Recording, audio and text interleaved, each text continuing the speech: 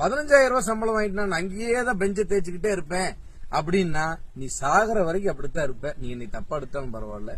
ஐயா வணக்கம் ஐயா, வாழ்க்கைய வாழுங்கய்யான்னு சொன்னா பணம் நீயா கொடுப்ப, பணம் நீயா கொடுப்பேங்கிறீங்க. எனக்கு யாருங்கயா கொடுத்தா?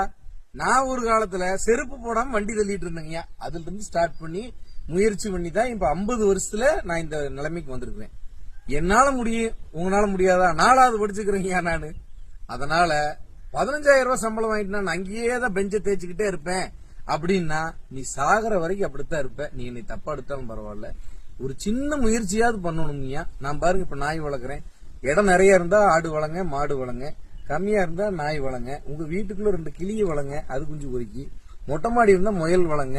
ஒரு ரியல் எஸ்டேட் பண்ணலாம். ஒரு 4 டிரைவருக்கு சேர்ந்து ஒரு வண்டி கார் எடுத்து 4 பேரும் கடனை கட்டுறதுக்கு உங்களுக்கு என்னையா கஷ்டம்? ஒரு வண்டி சொந்தமாக்குறதுக்கு. அப்புறம் 4 பேர் ஆளுக்கு ஒரு கார் எடுங்க. அதே நீங்க ஒரு கார்பரேட்டா கூட நீங்க பண்ணலாம். அதுல இருந்து கூட வளரலாம்யா.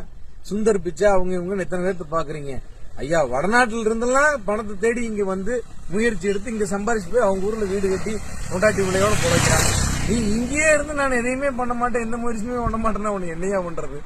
தூங்குறவன் நடிக்கலாங்கயா, தூங்குற மாதிரி நடிக்கிறவனு என்னைக்குமே எழுப்ப முடியாது. முயற்சி பண்ணாதாங்க ஜெயிக்க முடியும். முயற்சியே பண்ணாம நான் எங்கேயுமே போக மாட்டேன், நீ இங்கேயே தான் இருப்பேன் அப்படின்னா நீ எந்த ஊருக்கும் போக மாட்டேன். நீ அங்கேயே இருந்து கதம்.